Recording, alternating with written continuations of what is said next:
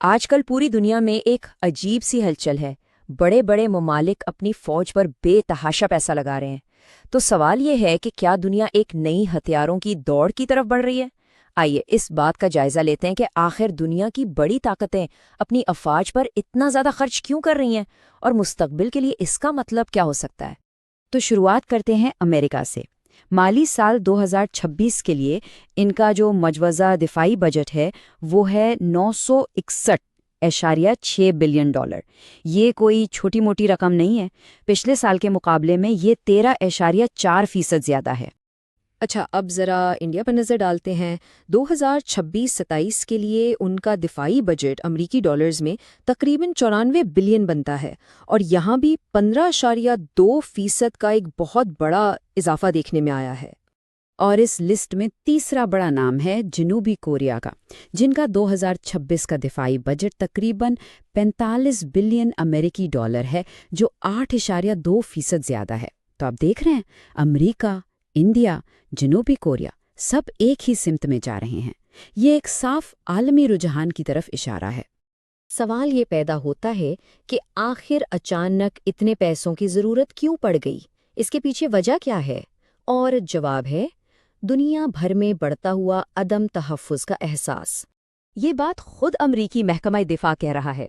ان کے بجٹ دستاویزات میں صاف لکھا ہے کہ ملک کو اپنی تاریخ کے سب سے خطرناک اسٹریٹجک ماحول کا سامنا ہے، یعنی یہ خرچہ ایک ضرورت کے طور پہ پیش کیا جا رہا ہے۔ تو وہ کون سے خطرات ہیں جن کا امریکہ بار بار ذکر کر رہا ہے؟ ان کی لسٹ میں سر فہرست ہے چین کی بڑھتی ہوئی فوجی طاقت، پھر روس کا رویہ، ایران اور شمالی کوریا کے عزائم، اور ساتھ ہی دہشت گردی جیسے پرانے خطرات بھی شامل ہیں۔ اور یہ کہانی صرف امریکہ کی نہیں ہے۔ انڈیا کے فوجی اخراجات میں اضافے کی وجہ بھی بہت واضح ہے۔ خاص طور پر شمالی سرحدوں پر جو کشیدگی چل رہی ہے، وہ ان کی دفاعی پالیسی کی بنیاد ہے۔ اور یہ احساس صرف 2-3 ملکوں تک محدود نہیں، بلکہ یہ ایک عالمی سوچ بنتی جا رہی ہے۔ جنوبی کوریا کے صدر کا یہ بیان دیکھیں۔ یہ اس بات کی نشاندہی کرتا ہے کہ دنیا ایک ایسے دور میں داخل ہو رہی ہے جہاں ہر ملک کو لگتا ہے کہ اسے اپنی حفاظت خود کرنی پڑے گی۔ اچھا، تو یہ تو ہو گئی وجہ۔ اب ذرا یہ دیکھتے ہیں کہ آخر یہ سارا پیسہ جا کہاں رہا ہے۔ یہ ٹیبل ہمیں تینوں ملکوں کی ترجیحات کا ایک بڑا دلچسپ موازنہ دکھاتا ہے۔ امریکہ کا فوکس دیکھیں تو وہ اگلی نسل کی ٹیکنالوجی پر ہے، جیسے میزائل ڈیفنس اور جوہری ہتھیار۔ دوسری طرف انڈیا کا زور ہے میک ان انڈیا پر، یعنی اپنی دفاعی صنعت کو مضبوط کرنے پر۔ اور جنوبی کوریا، وہ تو مستقبل کی جنگوں کی تیاری کر رہا ہے، یعنی ڈرونز اور روبوٹکس پر پیسہ لگا رہا ہے۔ امریکہ کے سب سے بڑے پروجیکٹس میں سے ایک ہے یہ گولڈن ڈوم۔ اب یہ ہے کیا؟ یہ اصل میں ایک جدید ترین میزائل ڈیفنس شیلڈ ہے۔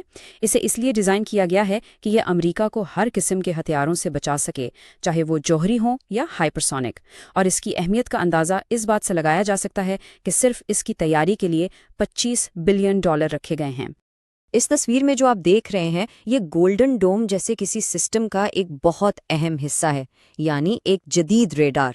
یہ ایسے ہی جدید ریڈارز، سینسرز اور انٹرسیپٹرز کا ایک پورا نیٹ ورک ہے جو مل کر کام کرتا ہے تاکہ کسی بھی قسم کے میزائل حملے کو روکا جا سکے۔ یہاں ایک بہت بڑا فرق نظر آتا ہے۔ ایک طرف امریکہ ہے جو مخصوص ہائی ٹیک سسٹمز پر اربوں خرچ کر رہا ہے، اور دوسری طرف ہے انڈیا۔ انڈیا کی حکمت عملی ہے خود انحصار۔ وہ اپنے جدید کاری کے بجٹ کا ایک بہت بڑا حصہ 75% اپنی مقامی انڈسٹری کو دے رہا ہے تاکہ انہیں باہر کے ملکوں پر انحصار نہ کرنا پڑے۔ اچھا، اب ذرا اس پوری صورتحال کو بڑے پیمانے پر دیکھتے ہیں۔ یہ جو اخراجات بڑھ رہے ہیں، عالمی سطح پر اس کا کیا مطلب ہے؟ یہ چارٹ ہمیں پوری دنیا کی تصویر دکھاتا ہے۔ امریکہ تو ظاہر ہے سب سے آگے ہے، اس کا خرچ چین اور روس کے کل خرچ سے بھی زیادہ ہے۔